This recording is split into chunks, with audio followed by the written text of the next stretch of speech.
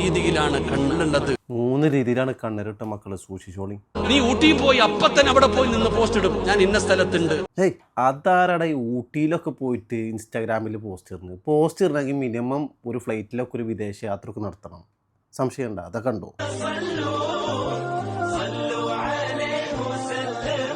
പിന്നെ കണ്ടില്ലേ? അതാണ് ഉസ്താദ് പറയണതിൽ കാര്യമുണ്ട്. കാരണം എന്താണെന്നറിയോ? കണ്ണേറുണ്ടല്ല, വിദേശയാത്ര നടത്തുമ്പോൾ ടിക്കറ്റും പാസ്പോർട്ടൊന്നും ഇല്ലല്ല.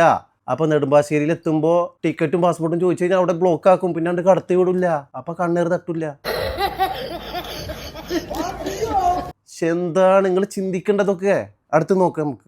നീ വീട് വെച്ചിട്ട് അത് 40 പേരെ കാണിക്കാൻ സ്റ്റാറ്റസ് ഇടും. എടാ, ഈ വീടൊക്കെ വെച്ച് കഴിഞ്ഞാൽ മനുഷ്യന്മാരാരെങ്കിലും സ്റ്റാറ്റസ് ഇടോ? കണ്ണേറിട്ട് വീട് പണ്ടാറടക്കി പോയി താമസിക്കാൻ പോലും പറ്റില്ല. നേരെ മറിച്ച് നിങ്ങൾ ഒരു കാറ്, പ്രത്യേകിച്ച് ഫോർച്യൂണറൊക്കെ അല്ലേ, അത് എടുത്തേ ഞങ്ങൾക്ക് സ്റ്റാറ്റസ് ഇടാൻ പറ്റും. കണ്ണേറ് എന്ന് പറഞ്ഞ സാധനം അതിൻ്റെ അടുത്തേക്ക് വരില്ല. കാര്യം എന്താണെന്നറിയോ? ഇത് കാണ്, പൊളിച്ചിട്ടുണ്ടല്ലോ. എന്താ സ്റ്റൈൽ കണ്ട? അതാണ് അത് പറയണതിൽ കാര്യമുണ്ട്. ഈ കാറാകുമ്പോ ഈ കണ്ണേറ് വരുമ്പോ ഉസ്താദിന്റെ പ്രത്യേകിച്ച് അത് അറിയാൻ പറ്റും തോന്നുന്നു. ഇതാ വരേണ്ടിട്ടാ കണ്ണേറ് അടുത്തെത്താനായി. അപ്പൊ നമുക്ക് വണ്ടി എടുത്തിട്ട് ഒറ്റ പിടലാണ്ട് വിടാ. 100, 120 സർവ്വതും നാട്ടുകാർ കാണണം. പിന്നെ സ്റ്റാറ്റസ് ഇടുമ്പോ വല്ല മൗലൂദോ ഒക്കെ ബാക്ക്ഗ്രൗണ്ട് മ്യൂസിക് ഉണ്ടെങ്കിൽ ഉഷാറായി. പിന്നെ കരിയങ്ങണ വൈക്കടുക്കില്ല.